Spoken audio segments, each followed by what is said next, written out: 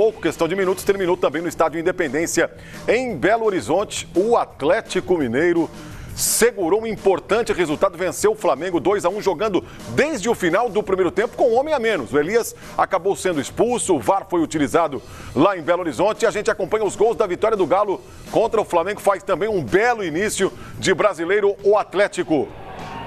Aí a saída errada do Rodrigo Caio e olha o gol que vai marcar o Casares. Olha a tranquilidade do Casares na hora de finalização. Na hora da finalização deixou o Rodrigo Caio e o Diego Alves em um mesmo drible no chão. Um golaço. Ok, recebeu a bola livre dentro da área, né? Ele e o goleiro, mas demorou um pouco para definir. E chamou para dançar os dois zagueiros do Flamengo. Jogada de quem tem muita habilidade, mas que tem também sangue frio. Não se afobou na frente do goleiro. Belíssimo gol. Esse também é um belo gol do Flamengo. Olha o Bruno Henrique aí empatando o jogo logo depois. Tudo igual no primeiro tempo, 1-1. Belo gol também do Bruno Henrique. Esse está correspondendo com a camisa do Flamengo. Esse é muito bom jogador, né? Faz duas funções muito bem. Jogando como centroavante, pode jogar aberto, um atleta completo. Bom, a temporada dele é excelente, ao contrário do Gabriel, o Gabigol, que caiu muito de produção nos últimos jogos. Aí o gol, outro golaço. Um jogo de belíssimos gols. O Léo Duarte foi cortar o Tchará de primeira. Detalhe, mais uma vez é bom lembrar, o Atlético aí com um a menos. No finalzinho do primeiro tempo, o Elias acabou sendo expulso. Para mim, uma infelicidade do Léo Duarte. Dentro da área, você tem que definir o lance. Ele não definiu o lance, ele não afastou a bola, ele não dominou.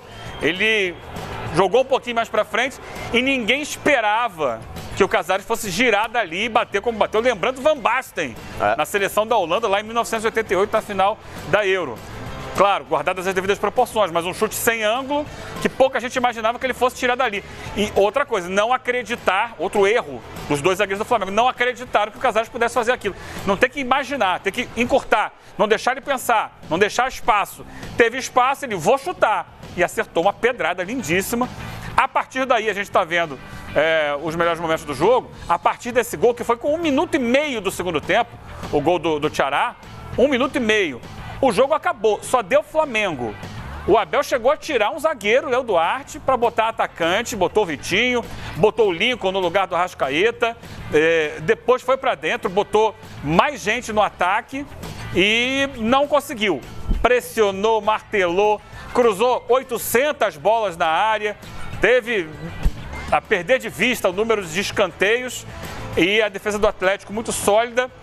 Se posicionou toda dentro da grande área e ficava ali só tirando.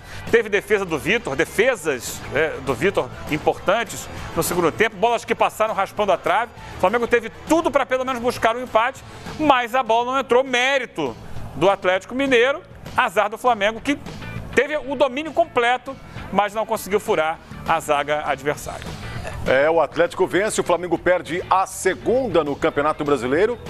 E detalhe, Facincani, o Flamengo já tem 7 gols sofridos também nessas 5 primeiras rodadas da competição. Defesa se comportou bem contra o Corinthians pela Copa do Brasil, segurou a onda lá em Montevidéu no empate com o Peñarol, que garantiu o Flamengo nas oitavas de final da Libertadores, mas nesse início de Campeonato Brasileiro preocupa o sistema defensivo do Flamengo. Ou estou exagerando, Facincani? Não, claro que preocupa. Um time desse nível não pode levar 7 gols em 5 jogos, né? Também uma média de 1 gol por jogo.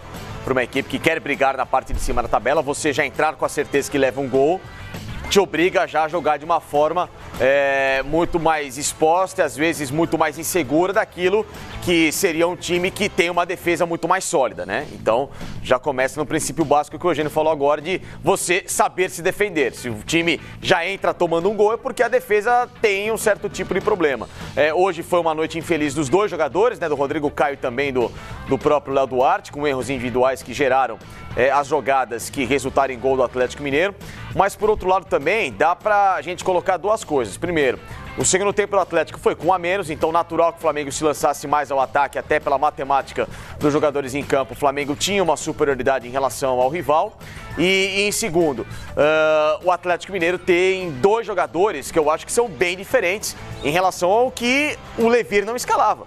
Né? O Casares, que a gente sabe que tem alguns problemas extra-campo, mas bola por bola ele é muito bom jogador, né? Você tem que ter o tato e tem que ter principalmente o cuidado de saber lidar com o atleta que tem esse potencial, mas que pode se perder a qualquer custo. Não dá para você abrir mão de um jogador como o Caçares, tão importante, ainda mais num primeiro semestre que era de suma importância para o Atlético, de Libertadores, de qualificação, e o time perdeu o grande objetivo da temporada.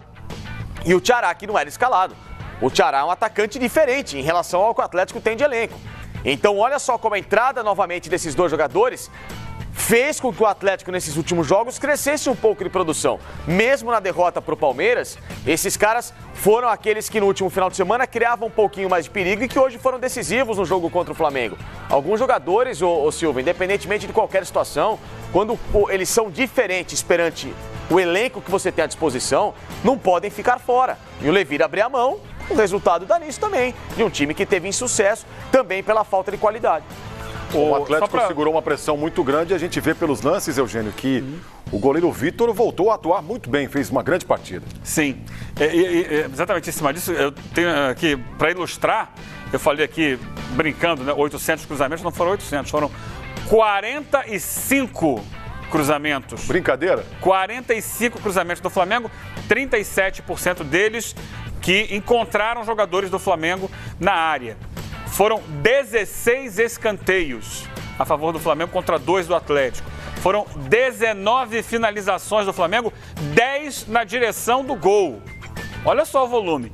E no segundo tempo, 63% de posse de bola.